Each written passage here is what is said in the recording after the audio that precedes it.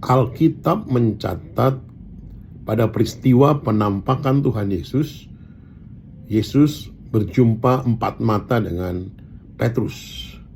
Dan 3 kali Tuhan Yesus berkata, "Apakah engkau mengasihi aku?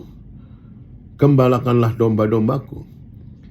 3 kali perkataan yang sama diulang oleh Tuhan Yesus kepada Petrus. Dalam Yohanes 21 ayat yang ke-15 sampai 19. Petrus mengalami kegagalan.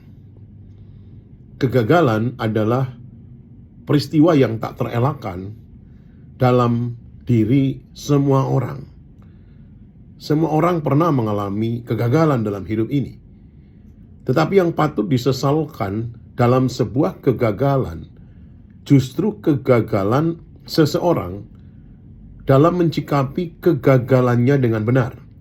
Itulah kegagalan yang sesungguhnya. Kegagalan seseorang ketika menyikapi kegagalannya dengan benar.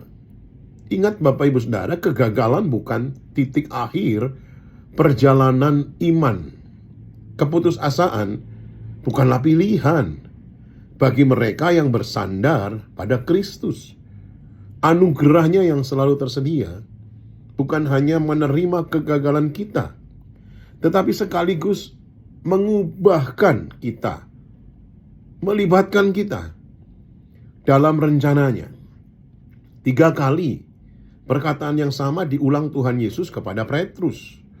Ini mengingatkan bahwa 3 kali juga Petrus menyangkal Yesus. Petrus menangis ketika diingatkan oleh Tuhan Yesus mengenai penyangkalannya. Tapi penampakan Tuhan Yesus kepada Petrus memulihkan Petrus dari segala kegagalannya. Dan saya percaya Tuhan yang sama sanggup memulihkan saudara dari setiap kegagalan saudara. Mengapa? Karena Tuhan adalah Tuhan yang mengerti kondisi murid-muridnya. Petrus dan murid-muridnya kembali mencari ikan, dan pagi hari itu mereka tidak mendapatkan apapun. Tapi Tuhan berkata kepada mereka sesudah sarapan, "Saudaraku, kasih Tuhan adalah kasih yang mengerti." Tuhan memulihkan murid-muridnya karena Tuhan mengerti kondisi para murid-muridnya. Menunjukkan kegagalan atau kesalahan seseorang tidak boleh menjadi tujuan akhir dari sebuah teguran. Hasil akhir yang diharapkan adalah pemulihan dan keterlibatan orang tersebut dalam pekerjaan Tuhan. Yesus yang memulihkan Petrus dari kegagalannya karena Yesus mengerti kondisi hati murid-muridnya. Yesus mengerti kondisi Petrus. Kasihnya kasih yang mengerti.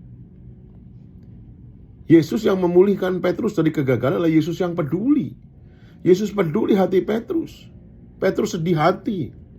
Tuhan datang mengampuni, mengasihi, perasaan bersalah dipulihkan.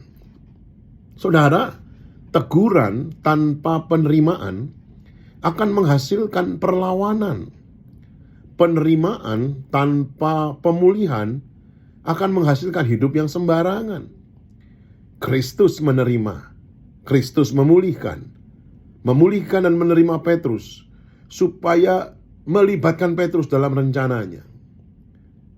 Menerima seseorang apa adanya bukan segala-galanya. Karena seringkali kita berpikir yang penting kan saya sudah menerima dia, Pak Pendeta. Menerima seseorang apa adanya bukan segala-galanya. Kristus meminta kita apa adanya supaya kita diubahkan untuk menjadi serupa dengan Kristus. Kristus menerima kegagalan kita, memulihkan kita. Tapi bukan hanya sampai di situ, supaya kita dilibatkannya dalam rencananya. Yesus memulihkan muridnya, memulihkan Petrus. Karena Yesus mempercayakan tanggung jawab kepada murid-muridnya. Fokus hidup kita jangan ke belakang. Jangan menyesali masa lalu. Tugas di depan harus dikerjakan. Dipulihkan, dipercaya kembali. Ada pembaharuan komitmen. Tuhan tidak membiarkan Petrus tenggelam dalam kegagalannya. Tuhan menolong Petrus untuk menghadapi kegagalannya.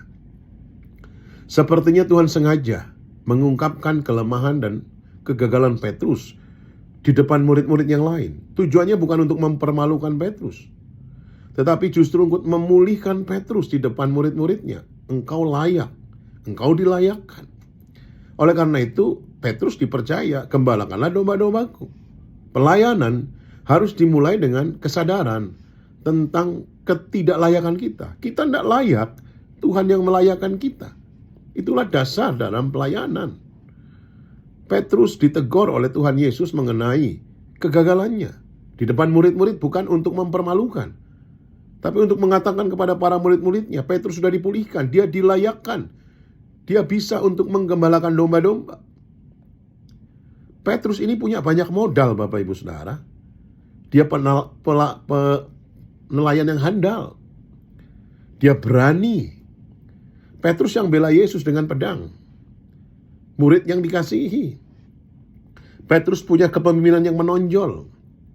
Bahkan berkali-kali Petrus menjadi juru bicara semua murid-murid. Namanya selalu ditulis paling awal, Bapak Ibu Saudara. Tapi walaupun demikian, semua modal ini tidak cukup kalau tidak disertai oleh kasih Kristus. Yesus berkata kepada Petrus, gembalakanlah domba-dombaku. Artinya pelayananmu harus didorong oleh kasih kita kepada Kristus. Bukan karena modal yang kita miliki, bukan karena kecakapan kita, bukan karena kepandaian kita. Pelayananmu akan sia-sia. Sekalipun engkau punya pengalaman yang hebat, engkau punya latar belakang yang hebat, tapi kalau pelayananmu tidak didasari dengan kasih, maka semuanya kesia-siaan di mata Tuhan. Kematian Petrus menjadi alat manifestasi kemuliaan ilahi dinyatakan. Petrus berkata, bagaimana akan mati dan memuliakan Tuhan? Jenis kematian yang dimaksud adalah pelepasan kehendak yang kau kehendaki, di ayat yang ke-19. Petrus sangat memahami betapa sulitnya jenis kematian seperti ini. Lebih mudah bagi Petrus untuk berjuang dalam keadaan mempertahankan hidupnya. Lebih baik Petrus mati karena berjuang, mati secara heroik. Tetapi memuliakan Allah tidak selalu identik dengan menunjukkan kehebatan. Memuliakan Allah tidak selalu identik dengan menunjukkan kekuatan dan keberhasilan kita. Tapi memuliakan Allah justru kita belajar untuk melepaskan kehendak kita, sehingga kita terlihat lemah, kemuliaan Allah dinyatakan di dalam diri kita. Oleh karena itu Petrus diberi tanggung jawab oleh Tuhan, gembalakanlah domba-dombaku. Pelayanannya harus dimulai dan ditujukan untuk kemuliaan Tuhan semata, bukan untuk dirinya sendiri. Dalam kelemahannya, kuasa Tuhan nyata. Saudara, inilah penampakan yang ketiga Tuhan Yesus kepada murid-muridnya. Sebentar lagi kita akan merayakan hari kenaikan Tuhan Yesus Kristus. Mari kita siapkan hati kita, siapkan hidup kita. Tuhan Yesus memberkati. Shalom.